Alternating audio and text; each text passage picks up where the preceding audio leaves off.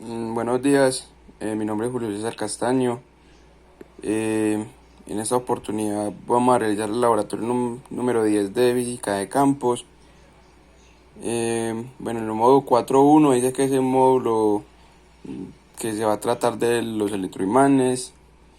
Y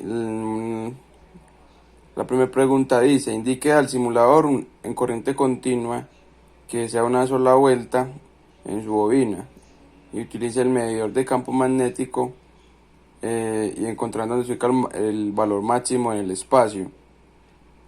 Como yo no tengo el software, un compañero me está colaborando vía remota y yo le voy diciendo el que va a hacer. Entonces en ese momento él va a poner indicador en donde lee el máximo valor del campo en el espacio.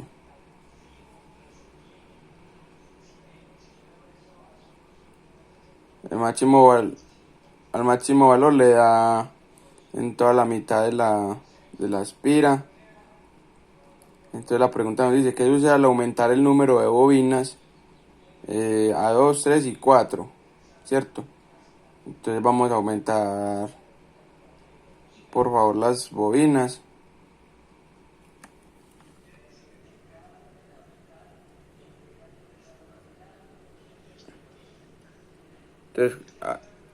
Entonces a medida que vamos aumentando las bobinas, el campo va aumentando proporcionalmente, ¿cierto? Porque digamos lo que es proporcional según la ley de Chabat, ¿cierto? Que la proporción es de 3:1. Bueno, entonces como la ley de Chabat nos dice que es proporcional, ¿cierto? Entonces, a medida que nosotros aumentamos el número de espiras o de bobinas, la longitud del cable va a ser más larga, entonces por esto el campo también va a aumentar. Bueno, siguiendo con este video, sigo con el punto B del primer módulo, que nos dice que usando la ley de Ampere, ¿cuál de las siguientes dos geometrías podrían simular una barra imantada? Entonces nos dicen que las dos geometrías es un solenoide o un toroide. Entonces, teniendo en cuenta lo que hemos visto este semestre, el que más simula una barra imantada sería un solenoide. ¿Por qué? Es el que tenemos en pantalla. Podemos observar que las líneas de campo, como en un imán, se trataría como de una forma de norte o sur, ¿cierto? Como una polaridad. Y las líneas de campo entran por donde el compañero está apuntando y saldrían por el otro extremo. Y ellas vuelven a entrar, a llegar por donde entran. O sea que es como las líneas de campo de un imán, ¿cierto? Bueno, la tercera pregunta nos dice que cambiamos ya la fuente de alimentación de corriente continua a corriente alterna que ya se hizo, ¿cierto? Entonces nos dice, ¿sería correcto afirmar que el comportamiento del campo magnético en el espacio es análogo a rotar continuamente una barra imantada? Entonces, para responder a esta pregunta, yo digo que sí, pues debido a que el imán tiene dos polaridades y al estar rotando, entonces las líneas de campo van a estar cambiando, ¿cierto? Y el campo magnético por ende también estaría cambiando. Y vemos que eso pasa cuando pasamos a corriente continua. ¿Por qué? Porque ella trabaja con una onda sinusoidal.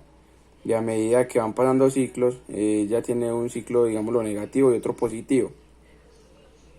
Y ahí es donde cambia el sentido de la línea de giro. La dirección pues de la corriente del tiempo se vuelve, como les había dicho, negativa y positiva. Y eso sería como la respuesta a este punto 3. El punto 4 de este laboratorio nos dice que demos un ejemplo de un electroimán en la industria o algo que conozcamos, ¿cierto? Entonces, eso es una válvula solenoide, es una válvula con un sistema mecánico y eléctrico, ¿cierto? El eléctrico es la que nos energiza pues esa bobina o esa solenoide que tiene este componente en la parte azul, que lo que hace es que cuando se energiza él imanta y digamos lo que atrae un núcleo metálico que ya tiene en su interior, dando paso o abriendo una membrana para dar paso al fluido. Ese es el funcionamiento de las válvulas solenoides, de las electroválvulas, que utilizamos muy seguido en la industria. Y vamos a dar continuidad ya con el otro segmento del laboratorio. Bueno, continuando con el video de este laboratorio, seguimos con el módulo de transformador de voltaje. Pues entonces el punto A nos dice, simulando pues la fuente de alimentación DC, que si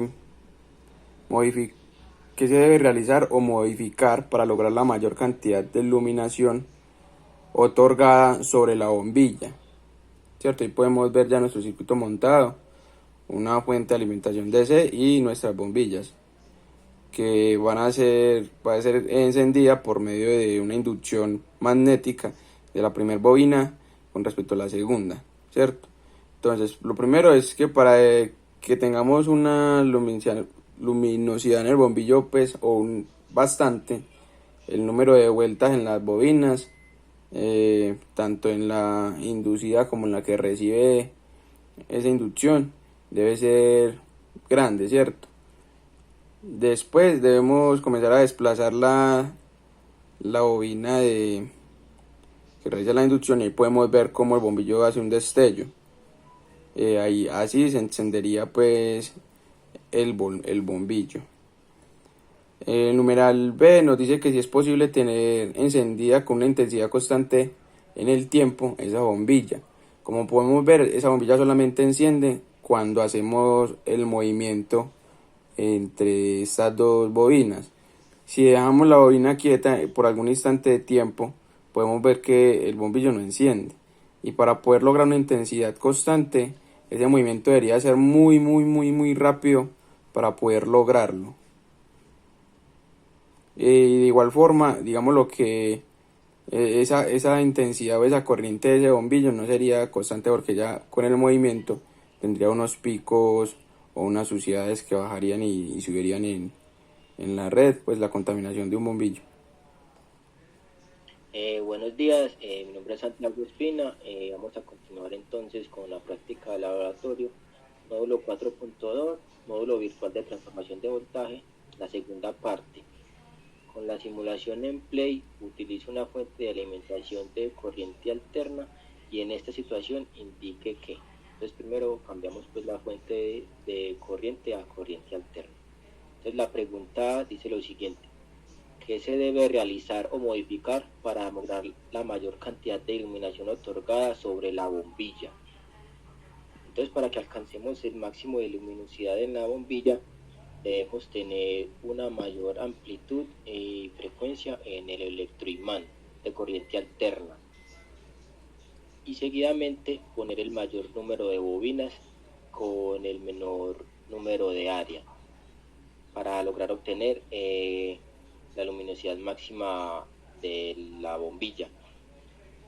Así lo podemos también observar mediante la ley de Lenz, la cual nos indica que el campo magnético inducido se opone al campo magnético externo y la dirección de la corriente es en sentido antihorario. Entonces acá vamos a ver en la simulación que se puede observar la manera pues en que corre la corriente por la bobina. Cuando es en sentido antihorario, la luminosidad es máxima.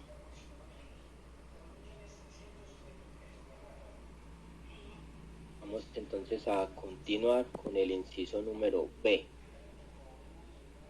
Si se ubica la intensidad al máximo y la frecuencia al mínimo. Entonces observamos que al ubicar la intensidad al máximo y la frecuencia al mínimo, generamos un periodo mayor en la onda sinusoidal, que es regida en la corriente alterna. y de esta forma es más difícil que el bombillo dure más tiempo iluminando y con una intensidad mayor, ya que la corriente se demora más en desplazarse, como podemos observar acá en el simulador. C indica lo siguiente: es posible tener la bombilla encendida con una intensidad constante en el tiempo. La respuesta es que no es posible, debido a que la corriente alterna está representada por una onda sinusoidal, la cual oscila en el campo positivo y negativo. Pues como todos bien sabemos, el rango de la onda seno es entre -1 y 1, entonces siempre está pasando de positivo a negativo. Y es el movimiento de esta onda, la intensidad no se genera constante como podemos mirar en el simulador.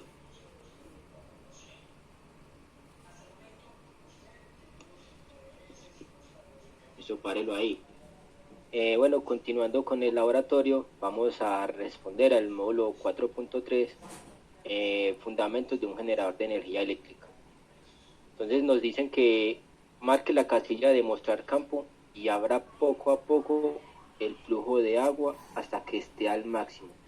Este esquema simplifica el proceso de generación de energía de una hidroeléctrica. Entonces el inciso A dice: indique si la energía eléctrica que tenemos en nuestros hogares se debe a creación de energía o a conversión, utilizando el simulador para expresar los argumentos. Primero quería resaltar pues un paréntesis aquí, decir que la palabra conversión pues en este caso está mal utilizada, debido a que la energía no se crea ni se destruye, solo se está transformando.